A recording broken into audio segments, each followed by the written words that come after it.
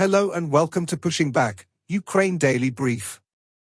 As the war enters its 1138th day, these are the main developments from the past 24 hours.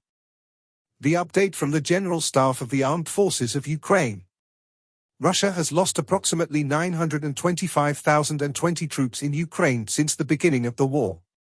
The number includes 1,350 casualties over the past day.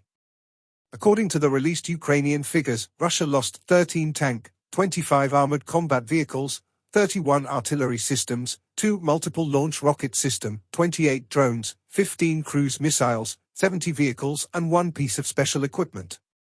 In the last 24 hours the Russians launched 120 combat clashes and carried out 57 airstrikes including 90 guided bombs on the territory of Ukraine. They also used 10-22 kamikaze drones and carried out around 4,283 attacks on the positions of Ukrainian troops and settlements using various types of weapons. In its latest intelligence update, the Institute for the Study of War. The rate of Russian advances in Ukraine has been steadily declining since November 2024, in part due to successful Ukrainian counterattacks in eastern Ukraine. Russian forces conducted the largest series of missile and drone strikes against Ukraine in nearly a month on the night of April the 5th and 6th. Ukrainian officials highlighted the fact that Russia is leveraging its naval vessels in the Black Sea to conduct missile strikes against Ukraine as Russia continues to stall the Black Sea moratorium on military operations that Ukraine and the United States have jointly proposed. The Kremlin is attempting to portray Ukraine as consistently violating the proposed temporary ceasefire on strikes against energy infrastructure without providing evidence, in stark contrast to the pattern of Russian reporting about successful Ukrainian strikes against Russian energy infrastructure prior to the ceasefire proposal. Ukrainian forces recently advanced near Borova, and Russian forces recently advanced in Kursk and Sumy oblasts and near Kupiansk, Toretsk, Pokrovsk, and Kurakov. In President Zelensky's nightly address, he spoke about 3 key areas.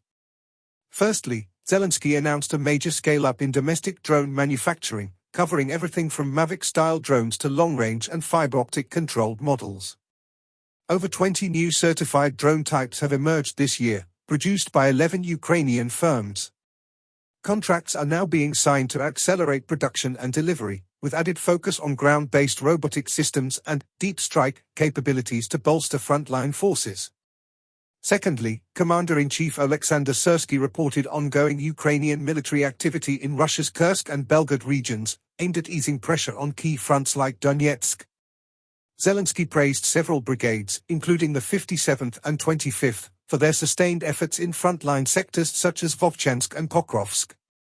These operations, he said, are both just and strategically vital to degrading Russian logistics and maintaining Ukrainian defensive lines. Lastly, Ukraine's foreign minister updated on continued diplomatic efforts in response to ongoing Russian missile and drone strikes. Zelensky reiterated that Russia must be held accountable for its aggression and confirmed that new international defense support packages for Ukraine are in development, with announcements expected soon. Thanks for following today's updates. Please don't forget to like and subscribe for more content. We'll return tomorrow with the latest news on the ongoing conflict.